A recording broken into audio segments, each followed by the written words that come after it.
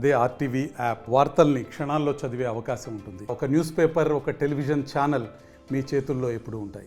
3 రోజుల కిందట war 2 release ముందు రోజు మన అనంతపూర్ ఎమ్మెల్యే దగ్గుపాటి వెంకటేశ్వరరావు గారు ఏదైతే మా అభిమాన హీరో అయినటువంటి ఎన్టీఆర్ గారి పైన చేసినటువంటి అనుచిత వ్యాఖ్యల పైన ఈరోజు మేము ధర్నా చేయనీక ఇక్కడ కలెక్టరేట్ దగ్గరికి వచ్చాము.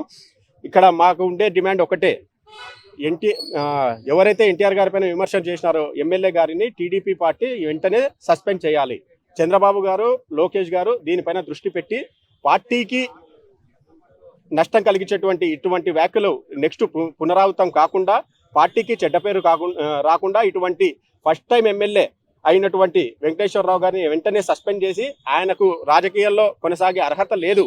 ఎందుకంటే ఇటువంటి వాళ్ళు నెక్స్ట్ భవిష్యత్తులో రాజకీయాల్లోకి వచ్చే వాళ్ళు ఇలాంటి వాళ్ళని చూసి ఏం నేర్చుకోవాలి. కాబట్టి దీనిపైన వెంటనే సీఎం గారు మరియు లోకేష్ గారు స్పందించి వారిని సస్పెండ్ చేయాలని నేను కోరుతున్నాను.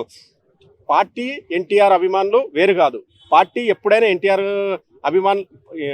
అభిమానులు ఎప్పుడైనా పార్టీతోనే ఉంటారు. వీళ్ళను వేరు చేసి ఇది ఏదో అంతర్గత కుట్రగా మేము భావిస్తున్నాము. కాబట్టి వెంటనే వెంకటేశ్వరరావు గారి పైన చర్యలు తీసుకోవాల్సిందిగా మేము సీఎం గారిని రిక్వెస్ట్ చేస్తున్నాం.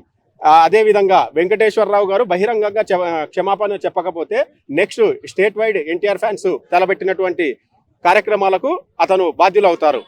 తెలుగులో ఫాస్టెస్ట్ న్యూస్ ఇప్పుడు కొత్త అవతారంలో 5 సెకండ్లోనే పూర్తి వార్తా సమాచారం మీ చేతిలో.